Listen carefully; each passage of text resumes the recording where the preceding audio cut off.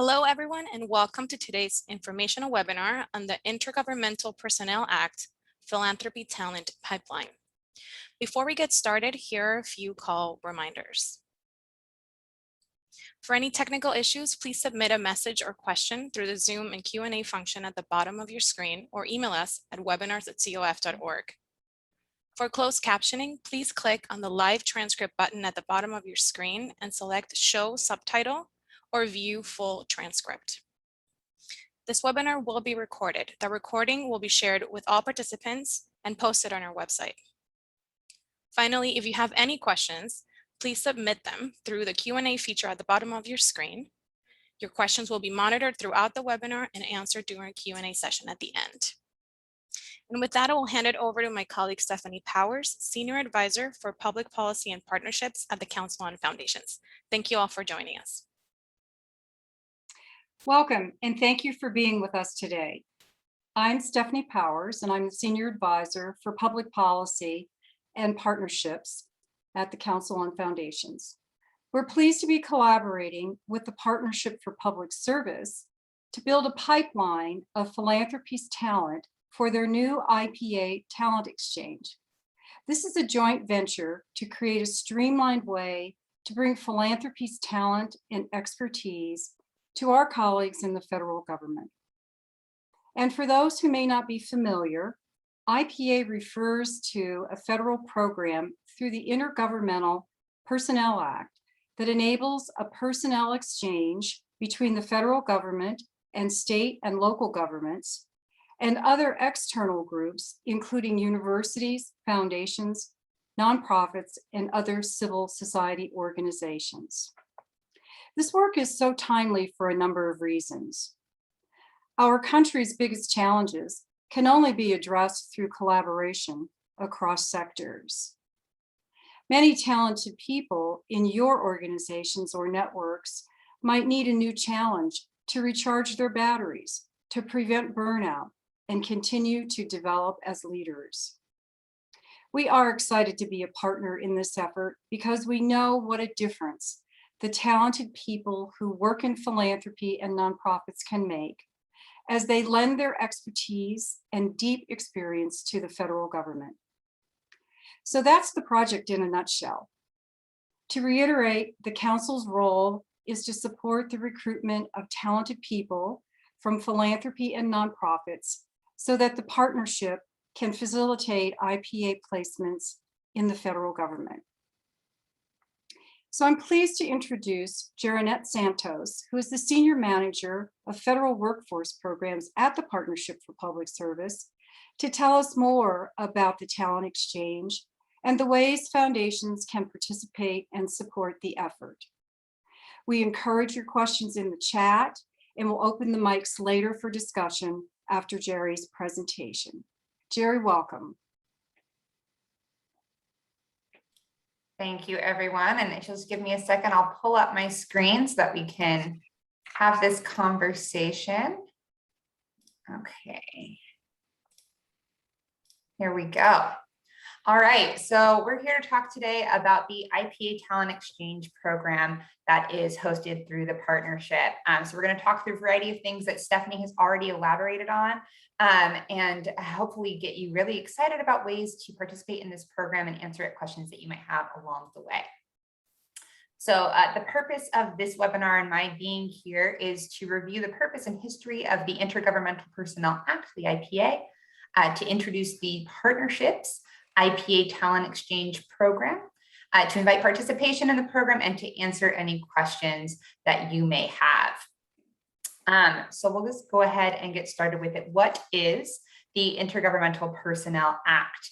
And so essentially, this is a regulation that was passed in 1970. And it was originally intended as a way for federal government to exchange talent between state and local government. So that's both federal employees going to state and local government and state and local government employees coming to the federal government. But it also created a provision for people from academia, philanthropy, and nonprofits to exchange talent with the federal government as well. And this became actually pretty popular pretty quickly, specifically with academia, philanthropy, and nonprofits for that exchange of talent to take place there. So what it allows for is candidates to gain professional experience, for them to understand a government context, and it helps the home and organizations, or the sending organizations, to develop lasting relationships with government, to be able to better understand the needs of government and how government operates, so that they can be more supportive in their work going forward. This also helps to move federal ideas, agendas, and needs forward by bringing in expert talent to serve on niche projects. And so, kind of to understand a little bit more why we're doing the talent exchange now. So there are a lot of opportunities for improved execution. With the new administration, there become new priorities and understandings of how to move things forward. And in particular, there's a lot of interest in Executive Order 13985, which is all about advancing racial equity and supporting underserved communities. And so we've been joined by the Kellogg Foundation, by Open Society Foundation, by Policy Link, by Race Forward, by the Council on Foundations, with a lot of energy on how we can move that work forward, how we can particularly support different agencies in their effort to deliver on that executive order. There's also this overall reinvestment in the federal workforce, and how do we support the federal workforce, ensure that it is moving and operating smoothly, that the people have the talent that they need so that they can deliver on missions for the American people. And so we wanted to give a little bit of structure about how this program works.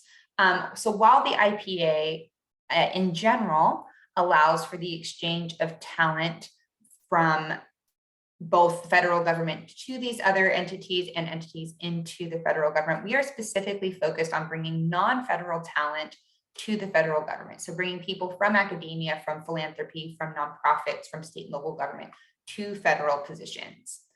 The structure of this program is that we'll have 2 cohorts and a goal of a total of 50 participants, so 50 IPA placements.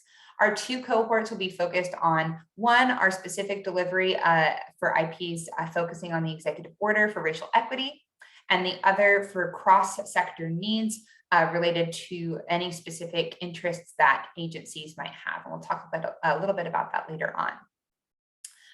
What we noticed at the start of this project is we did a focus group with a variety of people who had either served as IPAs, hosted IPAs, been curious about the IPA process, and so done a lot of investigating themselves to learn better about what needs to go into this process. And essentially, we learned through that experience that there are some agencies who have consistently used IPAs and to a large extent, and there are other agencies who have rarely ever used IPAs, and if they have, they've had limited experience and limited understanding of how to make that work. So we recognize the need to bring greater standardization to how IPAs are identified, recruited, selected, and then onboarded.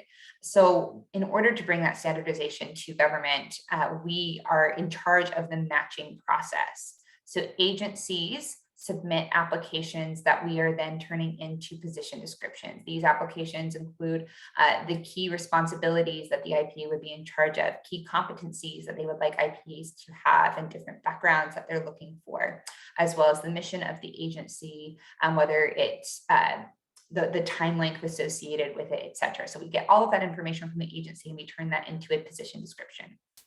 At the same time, we are soliciting applications from candidates, people who are really excited about being able to serve in federal positions, what their expertise are, what agencies they would be most interested in serving in, what ways they think they can contribute. And we also then shop the applications from agencies around our partners in academia and philanthropy and nonprofits to see who might be a best fit for the opportunities that we have on deck. Applications both for agencies and for candidates are received on a rolling basis. We batch these so that we can do month-by-month matching to agencies. And so the application deadlines exist at the end of every month and will continue up through the summer. And then once a candidate is matched to an agency, they are confirmed and hired as an IPA. We want to make sure that they are best prepared to serve in the federal government. So many people in our focus groups shared that while they had excellent expertise that the agencies were looking for, they had less information about how to navigate bureaucracy, regulation, budgets that are so important to how to operate in the federal context. So we provide this onboarding prior to their federal service to help them get a better understanding of these components so that they can best collaborate with the federal staff. And then finally, we provide a bunch of different advice and resources for all parties to be successful throughout the IPA process. First is our IPA guidebook, which walks through all of the different conflicts of interest, all of the different things that general counsels will need to be aware of, as well as sending institutions in order to best engage in the IPA agreement. It also walks through general procedures that need to be adhered to in order to bring the IPA on board. We have our IPA Advisory Council that is specifically focused on racial equity, and they will be offering their support to all our IPAs who are focused on racial equity by convening them once every 8 weeks to talk about different topics related to racial equity, allowing this group to network together and brainstorm and challenge the work that they're doing so that the work for racial equity in this administration can have greater permanence rather than just being a flash in the pan opportunity. They also will advise on key issues. Several of them have served as IPAs previously, so they have experience on what that is like. Others are steeped in racial equity work and understand what communities need, and so they'll be able to give strong advice to those people who are working to move that effort forward in the federal government. All right, so just kind of to give an example of the opportunities that exist, we have a variety of agencies that are involved with the Department of Transportation, the Department of Homeland Security, the Department of the Environmental Protection Agency, the U.S. Small Business Administration, et cetera. You can see a list of people listed here. The different types of opportunities can include employee engagement coordination, data analysis, labor statistics, civil engineers, legal counsel, diversity, equity, inclusion, and accessibility planning and analysis, etc. There are a variety of skill sets that IPAs can fill, and they are most often being brought in to fill a skill set that is not currently filled by a full-time employee, and that would not require a permanent full-time employee in the future. They're there to do a term length of service to be able to offer the support the agency needs on a specific project. And we wanted to walk you through a couple different opportunities that currently exist. So let me go ahead and talk through a profile for the Department of Defense. So this is an associate director role. And I think what's really important to notice here is this is a procurement role.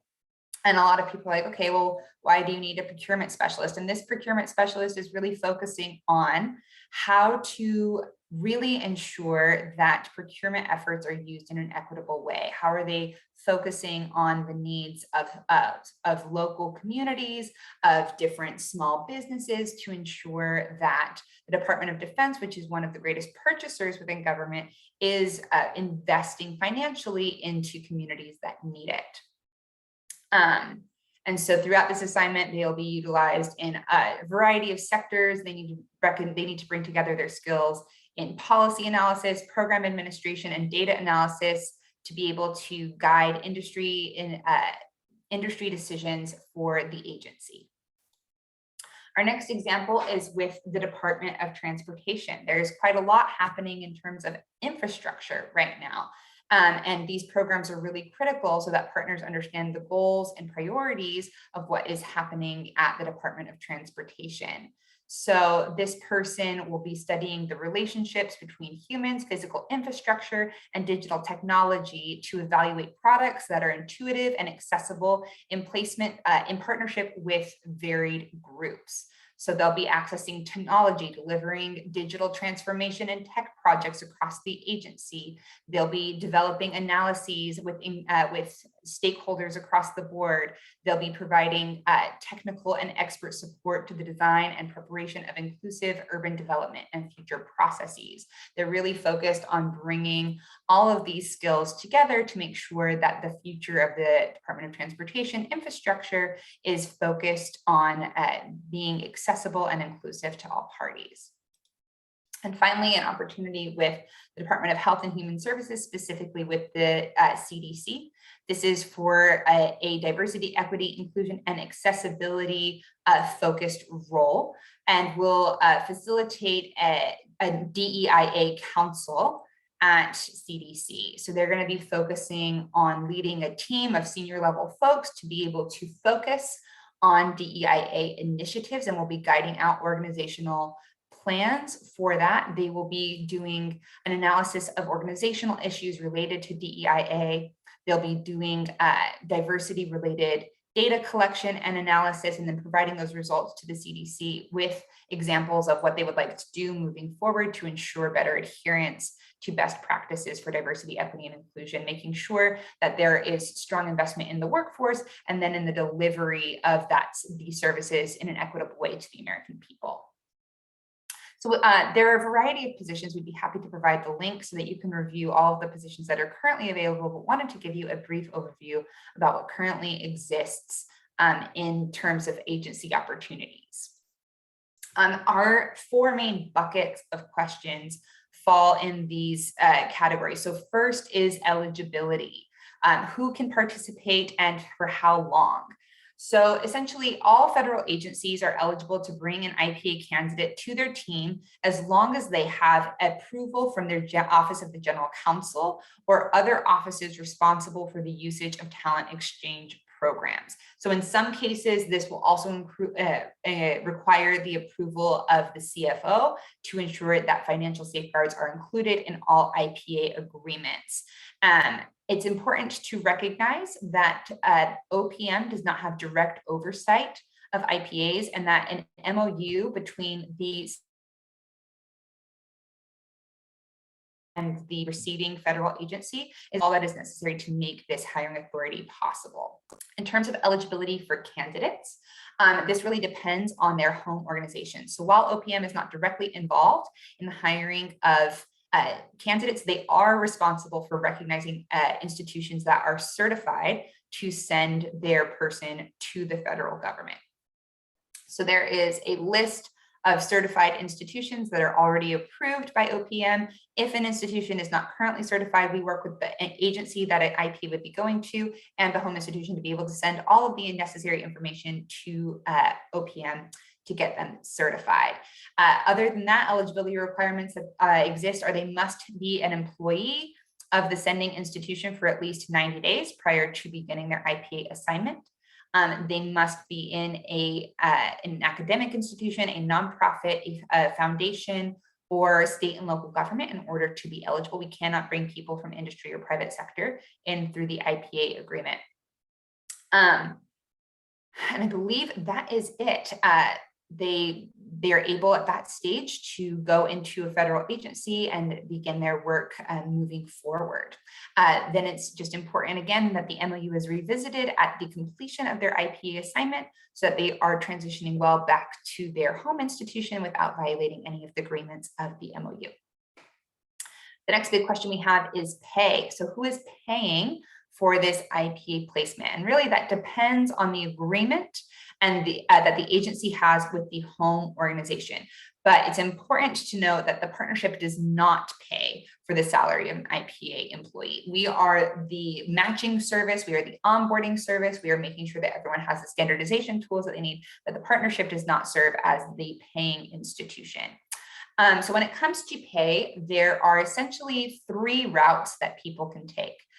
There is a non-reimbursable versus a reimbursable agreement. And with reimbursable agreements, those can be fractioned off in different ways. So first is the non-reimbursable. So this is the type of agreement that requires that the sending institution cover all salary and benefits of the IPA placement. They manage all of the finances of that, and the IPA is delivered to the federal agency at a cost neutral for the federal agency. A reimbursable agreement is when the government agency, the federal agency, agrees to pay salary and benefits for the IPA, and they will send that money directly to the institution as a part of their taking the IPA placement onto their roles. This will continue until the term of the IPA is completed, and then they will return back to their sending institution. You can also have a reimbursement done on a percentage. Again, this is determined in the IPA agreement between the sending institution and the agency. So for example, the sending institution could agree to pay 50% of salary and benefits, and the receiving agency could also pay 50%. This could be divided by 60-40, 80-20, 70-30, etc. Every agreement could be specific to the needs of the sending institution and the receiving agency. And again, that would need to be written to the agreement, as well as terms of how those payments will take place. In terms of requirements around pay, according to the level that the IPA will be joining the federal government at, they must be paid equivalent to the salary bracket that they are coming into in the federal government. They also have permissions to be paid above the salary bracket of the level that they're coming into in the federal government, as long as they're meeting that minimum threshold. All right, next are the different types of projects that IPAs can work on. So IPAs are given a wide variety of duties and responsibilities during their tenure, depending on the agency. If you think back to the list of different skill sets that we are looking for that could be filled by an IPA, that it's pretty extensive. The most common examples include research, evaluation, legal review, program management, and strategic planning. But IPAs can really come in a variety of shapes, sizes, and skill sets. And so recognizing that it's really dependent on agency need, that projects are determined. And then finally, our conflicts of interest, and how do agencies and sending institutions protect against conflicts of interest? So first, many agencies have specific ethical guidelines regarding what projects an IPA placement can and cannot complete. These are all specific by agency. Most also require that IPA placements fill out specific financial disclosure and conflict of interest paperwork prior to joining the agency, and that agencies work with their legal teams to determine any concerns that may arise, particularly those that impact how the IPA placements will leave an agency and continue the relationship with their home institution when they return. For example, are there any waiting periods on future work that this person might do with the agency in question after returning to their home institution? So all these conflict of interests are detailed out in the IPA agreement and agreed upon between the sending institution and the the receiving agency prior to the start of the IPA. So I've talked quite a bit at this point. I see that I have some questions in the chat. So I'm going to go ahead and stop share so that we can have a conversation about this, and I'll just read questions as they come. So as is shared in the chat, you can see all of the different sample opportunities. If you follow that link there, it details out the different existing requests we have from agencies for IPA placements. But I'd love to be able to open the floor to any questions that folks may have and how they can best support the IPA opportunity. And I think while I'm waiting for questions to come through, again, you can put these in the chat, or you're welcome to come off mute. I believe there's an opportunity for you to do that. I'm happy to engage either way. So one of the things that I will just mention while I'm waiting for questions to come in is that one of the main challenges to the success of this program is that payment piece. So there are quite a few agencies that are really excited about being able to bring in IPAs and really have strong work that they would love IPAs to fill. However, they don't necessarily have the funds to be able to cover the needs that needed IPA.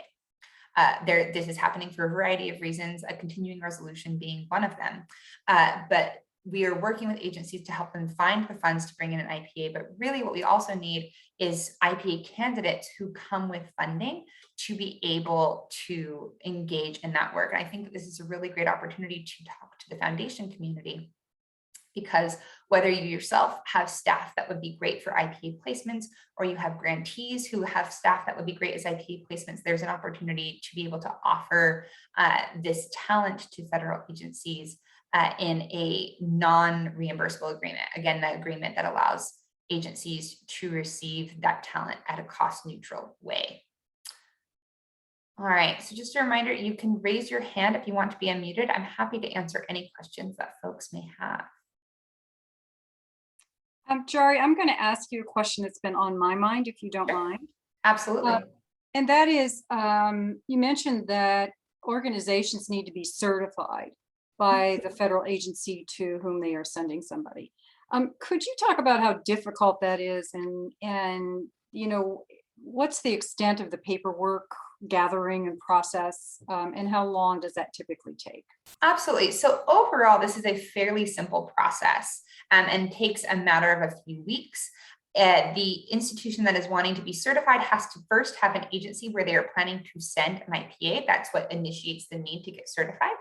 And then they need to send over their different financial records to ensure that they are one of these institutions, not a private industry sender. So whether that be a record of 501c3 status as a nonprofit or different foundation financial records, those are the most important paperwork packages that are sent over, as well as mission for the sending institution, who they are, and different investments that they have in that. That is all sent over to the agency that would receive the talent. And then we work with them to get that over to OPM and have them certify it. The most important piece there is just to be thorough. OPM will ask the agency to provide a list of different certification materials. Sometimes that changes whether it's a nonprofit or if it's an academic institution or if it's a philanthropy, or if it's from philanthropy. And then making sure all of that exists in the packet that is sent over. If pieces are missing, it extends the time for that institution to be certified by OPM. Great. So another question, because I'm thinking that maybe I'm inside the heads of the people who are in the audience. How would somebody go about kind of recommending a grantee? Let's say that they have a partner grantee and they're doing work in the environmental space, and there's somebody from the grantee that they might like to recommend to the partnership. How would they best go about doing that? Absolutely. So I think that there are two really strong ways to do this. One is to first see if there is already an existing agency opportunity that you would think would be a good fit for this type of person. From there, it's sharing that opportunity. If it's a nonprofit, the grantee, or it's like whatever type of grantee you might have would be focused on something related to this position. It's pulling that as well as language about the IPA project, which you'd be happy to provide, and sending that opportunity over and beginning the conversation about, we think an IPA would be great to have you come here. If then you wanted to fund that IPA, it would be a matter of contributing to general operating costs so that they have sufficient funds to be able to send the IPA to government. From there, once that conversation is had between the foundation and the grantee, then what would happen is the selected candidate would apply through the partnership, and we would make a specific match. The second way that this would happen is, instead of initiating this conversation with an existing position, would be to say, this is the type of work we would like to see happen at this specific agency, and we're willing to fund it.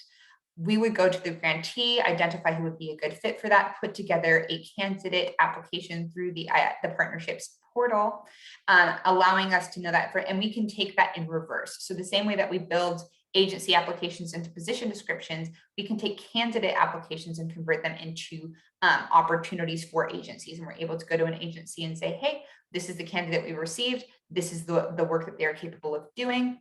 This is how we think that it would relate to your mission and the work that you're doing in this area.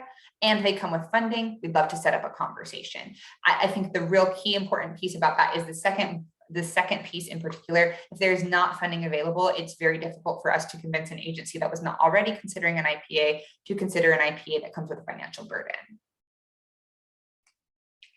And I think you mentioned too that there are kind of candidates that are sitting ready to go, but they do need to have some financial support in order for that federal agency to transition them in. So could you talk about how a foundation would go about finding out about what specifically those positions are, so that they could figure out if there is kind of a match with the mission work that they are doing, and sort of what would be the first step might somebody take to do that?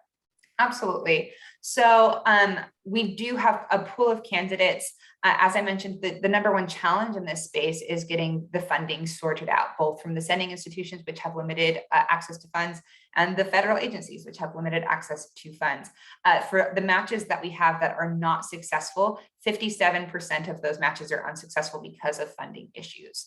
And so what we are hoping to see happen is that foundations can work with the partnership to say, hey, I'd be really interested in funding work related to racial equity. Are there opportunities that exist that need a funded candidate? I would be really interested in doing this in terms of infrastructure opportunities, et cetera. That can be sent directly to me. And I'll make sure that my email address is in the chat. You can initiate a conversation with me and I will put you into the matching process.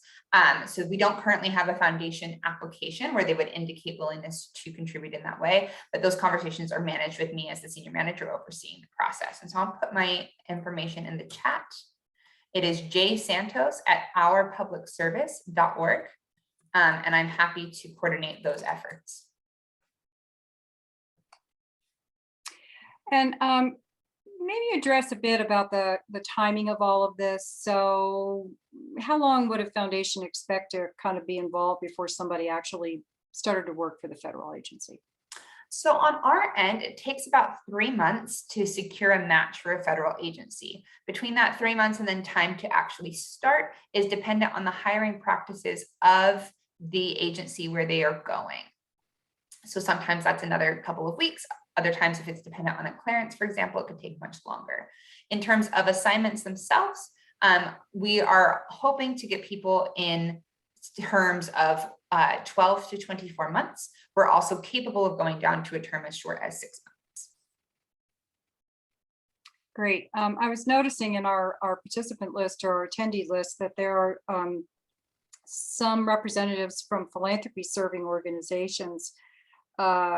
So I just wanted to assure them that if you have staff that have particular area of expertise, or you're a PSO with a particular mission that matches up with federal policies that you're maybe trying to help promote, implement, change, that in fact the staff from the PSO would be viewed, I think, very positively, coming with maybe a member's funding to fund the staff person from the PSO to spend this period of time with the federal government. And could you just talk a little bit about the time commitment for the placement? So what the desired kind of time and normal time is that somebody would expect to serve with the federal government? And then what would be their relationship with their sending organizations while they are in federal service? Absolutely. So the desired time frame for our program is for 12 to 24 month term assignments. We can go as low as 6-month assignments. I will say that IPAs also have the opportunity to extend for an additional couple of years. And IPAs have been known to serve for up to 4 years, and then they have to take a cooling off period after that. But for our program, we're hoping to fill in that 12 to 24 month span. We are able to accept people for 6-month assignments. In terms of their relationship with their sending institution, their home institution, while they're in the federal agency. So they are not able to work on any projects from their home institution. They are not able to maintain their home institution email. It must refer to, I'm currently serving on an assignment to this agency, etc. I'm not unavailable, and duties and tasks are reassigned to people in their home organization. So they essentially operate almost exclusively as a federal employee during their time, even though they are technically still an employee of their sending institution. This is where it comes in if the agency is requesting a detailee or it's by appointment. By appointment just means that they have a little bit more stricter guidelines and boundaries between the sending institution and the federal agency during the time. And a detailee is a little bit more loose on their commitments, but either detail or appointment, both the person is considered a federal employee during their time, and they must adhere to all of the different requirements associated as a federal employee, and they cannot be working on projects related to their home institution or efforts going on in that space. Oh, Stephanie, I think you're on mute. There we go. Sorry. No I problem. don't see any questions coming in from our audience. So I think maybe we can begin to wrap up. The one, maybe some way to summarize here too, would be to talk a bit about what you are available to do to help a foundation get all of this stuff together. So Absolutely. the role of PPS through this process to help one-on-one with a foundation that says, you know, I'd really like to do this. I just don't know what to do, where to start, and how to get going on this. Absolutely. So we really exist to provide boutique service, right? So we're available for soup to nuts support in getting people on board. As I mentioned before, this in terms of dealing with sending institutions and agencies, this is primarily initiated through the application process. With foundations, we have a little bit more of an intimate relationship. We begin these conversations either through a meeting with me and my team, where we get to understand your needs and how you would be involved, or that same type of conversation taking place over email, where we guide you step by step through the process and how to best engage. The reason that we do this instead of an application style is the ways that foundations engage are very specific to each foundation. We want to make sure that we have all of the information that you need, and we're adhering to all of your requirements in order to make sure that you are best involved for the best matches in the best mechanisms that fit your needs. So again, this is handled in a more conversational basis. We would start with either a meeting and with me and my team, or with an email conversation to best understand how you choose to engage. Great. Good. Well, thank you. Thanks, Jerry, very much for joining us today. I think you've answered a lot of questions, and this is being recorded so that we can share this with everyone who was on the call. We'll send it out, and with others, in hopes that we can bring more of the philanthropy talent to help our federal colleagues at a time when the federal government is really, really looking to engage with philanthropy and bring in that philanthropy talent and expertise. So again, thank you for joining us, and we hope that you have a good rest of the day. Thank you. Thank you for having me. It's a pleasure.